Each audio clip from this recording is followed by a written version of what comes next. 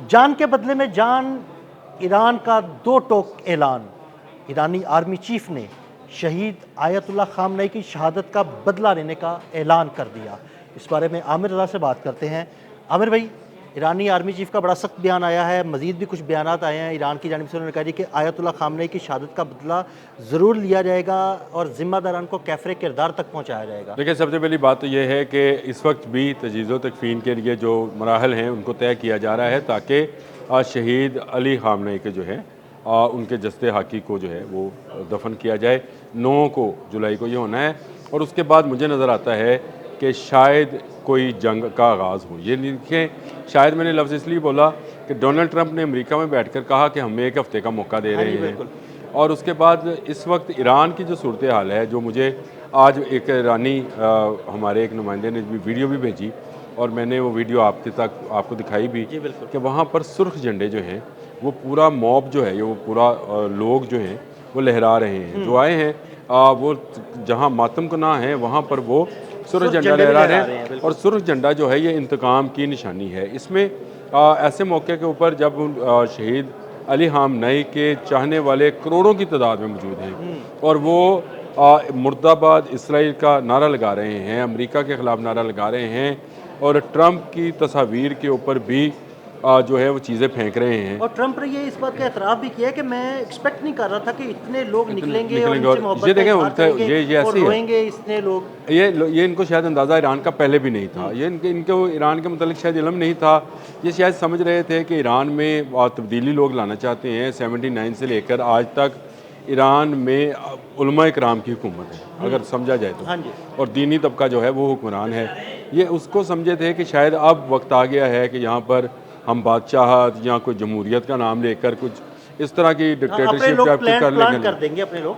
ये जो इस वक्त वहाँ पर लोग मौजूद हैं जिनकी तादाद करोड़ों में है, लाखों में है, वो एक ही नारा लगा रहे हैं, बदला बदला बदला, इंतकाम इंतकाम इंतकाम। तो क्या आपके ख्याल में पासदारान इनकलाब अपने सुप्रीम कमांडर का इंतकाम नहीं लेंगे? लेंगे, बिल्कुल। नज़र तो यही आता है कि वो देखिए, लेंगे। अब मैं आपको 2 जो हैं बयानात जो बहुत अहम हैं इस हवाले से, इंतकाम के हवाले से, उनके बारे में डिटेल बताता हूँ। एक तो आपने बता दिया कि उनके जो आर्मी चीफ हैं मीर हातमी उनका नाम है, उन्होंने कहा कि हम इनके शहादत का जो है इंतकाम लेंगे। और ये क्योंकि लोगों के इस वक्त जो जज्बात हैं वो तो अभी फौरी इंतकाम की बात कर रहे हैं, और कह रहे हैं कि जब उस वक्त तक इनको दफन ना किया जाए जब तक इनका इंतकाम ना ले ली जाए। ये मुमकिन नहीं है कि उनके कातिल जो हैं वो खुलेआम घूमते फिरें और हम अपना शहीद जो है उसको लेकर दफन कर दें। इसके बाद जो अहम तरीन मैं ये समझता हूँ, मोहम्मद मुखबर हैं, ये जो सुप्रीम कमांडर हैं उनके मशीर हैं।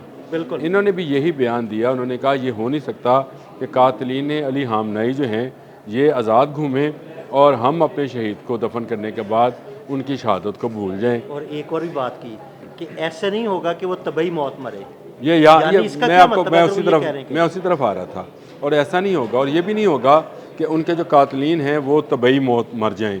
ये भी हम नहीं होने देंगे। यानी उन्हें टारगेट किया जाएगा। देखें, एक तरफ आपको इसराइल की जानिब से कहा गया कि मुश्तबा खामनेई को टारगेट किया जाएगा। मुश्तबा खामनेई इसीलिए वो जो तजीज़ो तकफ़ीन में शरीक नहीं हुए, उनके बाकी भाई जो हैं वो शरीक हुए, वो खुद नहीं शरीक हुए।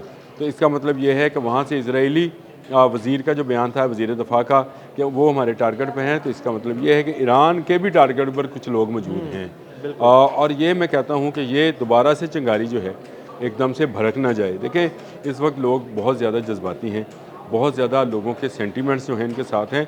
100 से ज़्यादा ममालिक के लोगों का, यानी अहम वफूद का वहाँ पर आना ईरान की मौजूदा जो गवर्नमेंट है उसको तक़वियत देती है।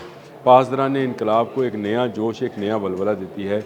और मैं आपको एक बात और अभी प्रेडिक्ट करने जा रहा हूँ, 9 जुलाई को इसका फ़ैसला भी हो जाएगा कि इमाम ख़मीनी से ज़्यादा लोग मशहद में जमा होंगे। जब इमाम ख़मीनी का जनाजा था तो तकरीबन वहाँ पर 90 लाख के करीब लोग थे, और अब तक के जो रिकॉर्ड्स हैं उसके मुताबिक ये सबसे बड़ा ईरान में होने वाला जनाजा था। उसके बाद अब आप मशहद में देखिएगा, मुझे लगता है 1.5 से 2 करोड़ लोग जो हैं वहाँ पर जमा होंगे। और ये 1.5 से 2 करोड़ लोग जब एक नारा लगा रहे होंगे, इंतकाम इंतकाम इंतकाम, मुझे बताएं क्या पासदारान इनकलाब और मुश्तबा हामनई जिनके वालिद को दफन किया जा रहा है और वो अपने वालिद का जनाजा भी नहीं पढ़ सके सिक्योरिटी रीजन की वजह से, तो क्या वो माफ़ कर देंगे उन लोगों को जो इस कत्ल में या इस शहादत में मुलव्वस हैं? तो ये एक बड़ा नेचुरल सा बात है, बाप का बदला बेटा लेता है। बिल्कुल ये ऐसे ही है, हमेशा से तो ऐसे ही हमेशा से है। तो मैं ये समझता हूँ कि अभी बहुत सारे मराहल जो हैं आने हैं। ठीक है, अमन की बात चल रही है, हम खुश हैं, अमन का मुआहदा होने जा रहा है, हम खुश हैं, लेकिन क्या इजराइल ये चाहता है इजराइल के वो तो कहता है कि किसी तरह ये अमन मुआहदा ख़त्म हो जाए? जी मैं आपसे ये कह रहा हूँ, नेतन्याहू ने चैनल 14 को जो इंटरव्यू दिया उसके अंदर उसने वाज़े अल्फाज में ये बात कही कि हम तीसरा हमला करने के लिए तैयार हैं, और ये अगर तीसरी आलमी जंग भी होती है तो हमें इसकी परवाह नहीं है। उसके बाद सबसे बड़ा जो हसास इलाका है वो लेबनान है। लेबनान के अंदर आज भी इजरायली IDF और जो हिजबुल्लाह है उसके दरमियान जंग जारी है। हिजबुल्लाह ने आज भी जो है वो गोलाबारी की है और हिजबुल्लाह ने बड़ा खौफनाक हमला किया और तोपों के साथ किया है। मैं तो ये भी हैरान हूँ कि उन्होंने तोपें भी नस्ब कर ली हैं। तो इसका मतलब ये है कि वहाँ पर जंग जारी है। अगर वहाँ जंग जारी है तो यहाँ पर चिंगारी आते हुए उसकी उस बारूद की चिंगारी आते हुए देर नहीं लगेगी। तो ये बड़े नाजुक मरहले में इस वक्त हैं। आपने हरमज़ जो है यकीनन खुली है, लेकिन ये 30 दिन के लिए इजाज़त दी थी ईरान ने। उसके बाद जैसे ही 30 दिन ख़त्म होंगे, अगले 30 दिन में मुआहदा होना था, उसके बाद भी टैक्स उन्होंने कहा है हमने लगाना है। लेकिन तो मतलब हमारी तो यही ख्वाहिश है कि ये मुआहदा जो है, जो कोशिशें पाकिस्तान ने की हैं, वो एक किसी नहज पर पहुंच जाए, मुआहदा हो जाए, ये ताकि आपको अमन हो। देखें, आपको आदिल भाई इस वक्त जो अमन नज़र आता है ये पाकिस्तान की बदौलत है, इसमें कोई दो राय नहीं हो सकती। इसके लिए जो थैंक्स है वो अमेरिका बोलता है और तशक्कर ईरान बोल रहा है। तो ये थैंक्स और तशक्कर के दरमियान में पाकिस्तान ही मौजूद है, और पाकिस्तान ने ही वो बफर जोन क्रिएट किया है जिसमें जंग बंद हुई और दोनों फ्री कैन जो हैं वो इस्लामाबाद टॉक्स में बैठे और अमन की तरफ दुनिया गई। उसके बाद जो मुआहदा हुआ, जो इब्तदाई मुआहदा है जिसको 60 दिन का मुआहदा कहा जाता है, स्विट्ज़रलैंड के अंदर जो हुआ, उसमें भी पाकिस्तान ही था, अब भी पाकिस्तान ही है। लेकिन मैं ये कहता हूँ कि जो इस वक्त लोगों के सेंटीमेंट्स बन रहे हैं, जिस तरह से सुर्ख झंडे जो हैं लोग लहरा रहे हैं, तो क्या पासदारान इनकलाब जो हैं जब्त कर पाएंगे? एक बात। दूसरा, जो इसराइल का इस वक्त भी मौक़िफ़ है और जो चैनल 14 को नेतन्याहू का इंटरव्यू है वो तो वाज़िया करता है कि वो तीसरा हमला करने के लिए तैयारी कर रहा है। लेकिन आमिर भाई ये याद रखिएगा, अगर वो तीसरा हमला करने की तैयारी कर रहा है और कोई भी उसने हरकत की, इस दफ़ा ईरान बिल्कुल नहीं छोड़ेगा। पहले फिर उसने कुछ आम इलाकों को छोड़ के सिर्फ फौजी अहदाफ को निशाना बनाया, लेकिन इस दफ़ा पूरे इसराइल को नेस्तो नाबूद कर। देखिए वो कर देगा, क्योंकि इसकी वजह एक बुनियादी वजह और भी है। उसकी वजह यह है कि अमेरिका ने इसराइल से कहा है कि अगर तुमने शरारत की तो मैं पीछे हट जाऊंगा, क्योंकि उसकी वो चाहता है कि ये मुआहदा हो जाए और जो भी शराइत हों वो पासदारान इनकलाब की शराइत पर ही होगा। ये बात यकीन के साथ मैं आपको बता रहा हूँ, अमेरिका की एक शर्त भी तस्लीम नहीं की जाएगी।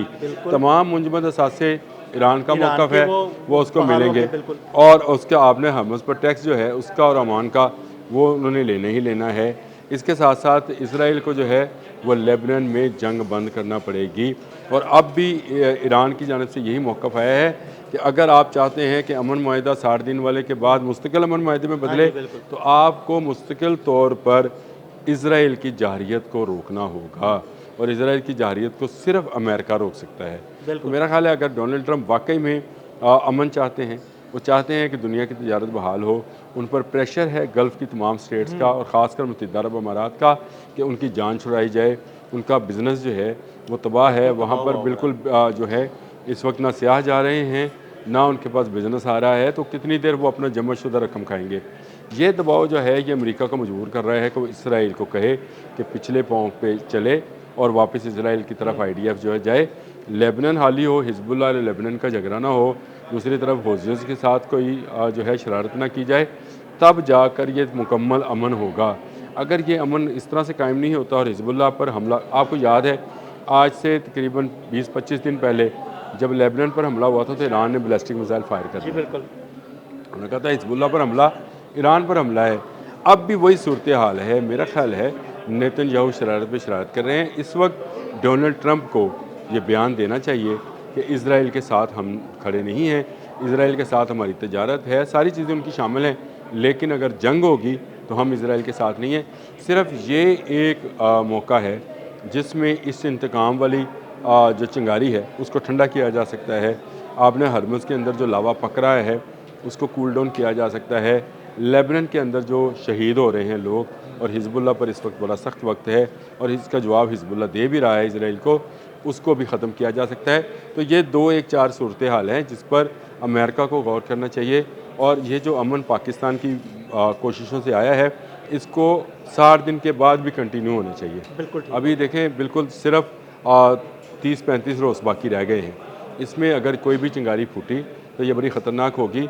ये जिस तरह से ईरान से फुटेजेस और तस्वीर आ रही हैं और सुर्ख झंडे लहराए जा रहे हैं, ये चिंगारी जो है मैं ये समझता हूँ कि बारूद के ढेर को आग न लगे। बिल्कुल, बहुत शुक्रिया आमिर भाई। आमिर भाई ने बड़ी तफसील के साथ इस सारे मामले पर रोशनी डाली। मज़ीद अपडेट्स के लिए हमें फॉलो करते रहें। अदील अहमद और आमिर रज़ा को इजाज़त दीजिएगा। अल्लाह हाफ़िज़।